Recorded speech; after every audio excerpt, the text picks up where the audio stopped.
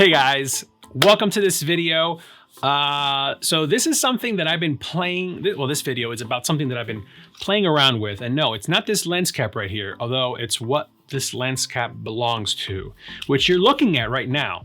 So if you clicked on this video, it's because you want to know what is the cheapest wide angle lens that you can get for vlogging or for this type of studio shot. I have it. You're looking at it right now. So I'm going to show you what it is, what it looks like. I'll link where I got it in the description below, or something comparable to it on Amazon. And I'll show you, let's see how easy it is. So check it out. Okay, so here is the lens that I bought, which, you know, I think I bought this secondhand online. You can probably find something comparable to this on Amazon. I'll link it below. So right now I'm shooting on my Canon Pancake 24mm 2.8 lens. And so I got this thing online, like I said. This is the lens cap. Take the lens cap off, if I can figure it out. There we go.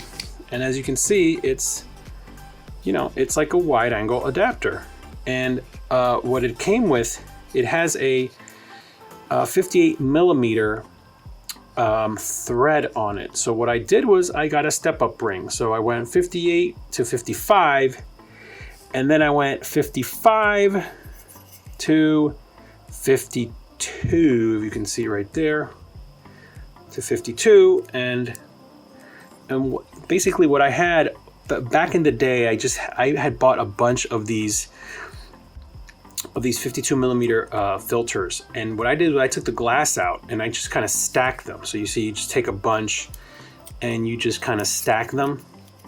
You can get it like a tube extension, but I just decided to stack these. All right, and then we take the step up ring, and now that can go right on here.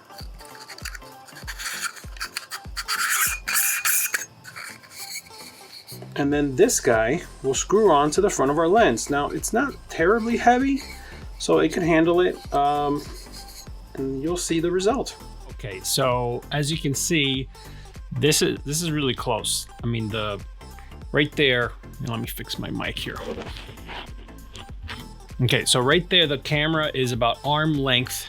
I have pretty long arms.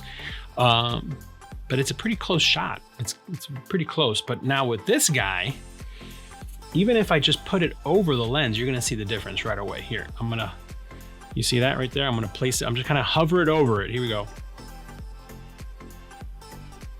Look at that. Look at that versus that.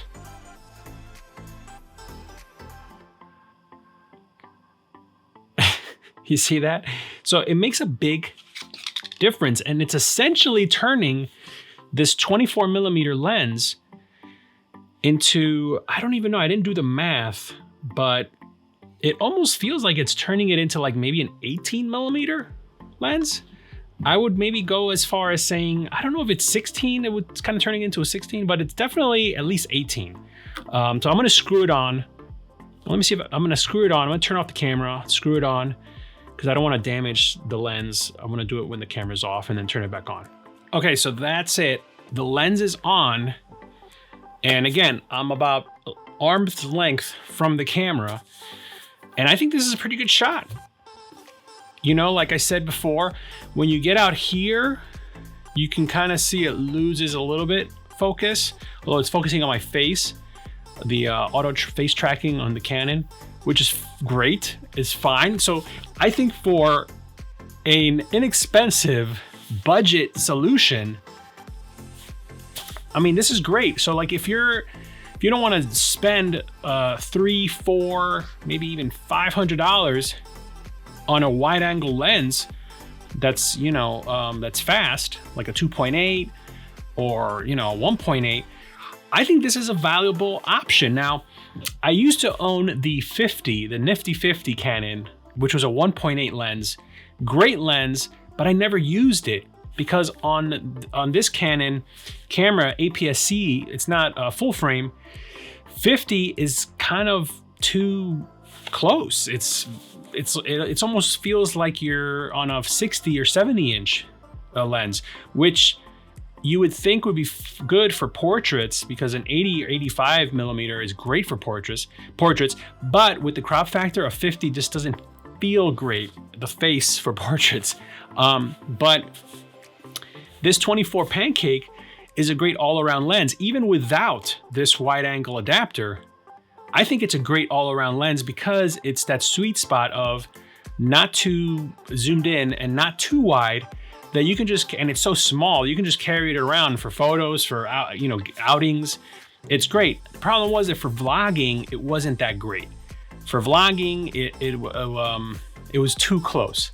So I was wanted something that would be wide enough for vlogging, which this is in a way. Like if I'm holding the camera like this would be the vlogging distance. I kind of have my arm extended if I'm holding the camera like this. Which is fine. Wider would be better. Like if I was holding the camera out and this is the shot, then yeah, but at this point, I'm a little bit too far away to be able to grab it. But for this type of setup right here in the studio, this is great because I'm at 2.8. So you get some nice bokeh back there, or as camera conspiracies would say, you get some tone back there. And it's a lot better. I mean, I have the 10 to 18 Canon lens, which is super wide, but it's 3.5, it's f3.5. And once you start zooming in closer to 18, it becomes a 5.6, which is okay, but not great. And it's a cheap lens. It's a relatively cheap lens, cheap glass. I'm impressed with this little thing. It's 24 millimeter Pancake lens. It works perfectly, it works seamlessly with this Canon SL2, which is an old camera at this point. This is old technology. There's been so many better cameras now. Everything's mirrorless now. This is a great little camera, inexpensive. There's a SL3 now that does 4K, but this is great for this. And then with this wide angle adapter, which again, it's dirt cheap. I'm gonna link it below on Amazon. I think this is great, especially if you wanna do, landscapes or anything like that. I mean, again, if you're doing landscape photography, invest in a good wide angle lens. But if you're on a budget like me, this is a great solution. So I'm happy with it, and I definitely recommend it. I mean, look at this. The proof is in the pudding. I mean, it looks pretty good. So again, what do you guys think? Let me know in the comments below. Is this something that you would want to invest in? I mean, it's not a huge investment. Like I said, I think I paid like $25 or so for it. There's some more expensive ones that probably have a little bit better glass. I would definitely just look at the reviews, check them out. But I found this a while back. I decided to go for it. I tried using it on my 50 and it did not work. Again, because you need to have some space between the lens and the filter and this adapter. On this 24 Pancake lens, it works great with about an inch space. So it works fine. Does it slow down the focusing because of the extra weight of the adapter? Maybe, but I haven't really noticed it. But for the most part, for shots like this, you're front and center. I mean, I'm looking at myself and it looks pretty good. So, again, it's all relative. Of course, if I had the money right now, I would definitely jump on a more expensive wide angle lens. I mean, Sigma makes some great lenses, of course Canon, but I didn't really want to make that investment right now. And I just wanted to test this out, and I think this looks pretty good. I'm a dad on a budget. I'm a photographer. I'm a content creator. I'm on a budget. And if you check out some of my previous videos, I have a new studio here, which this is the studio. If you check out the video before this, it was a quick tour of how I'm using this space right now. I have my sweater on because it's kind of chilly in here, but you can check out that video as well. And let me know what you think about this wide angle adapter, and more videos to come. So if you're watching this before Christmas, Merry Christmas. If you're watching it after Christmas, I hope you have Merry Christmas and a Happy New Year, and happy 2022 if you're watching this in the new year. So, all right, I'll see you in the next one. It is freezing in here. I need to get a heater. Definitely need to invest in a heater.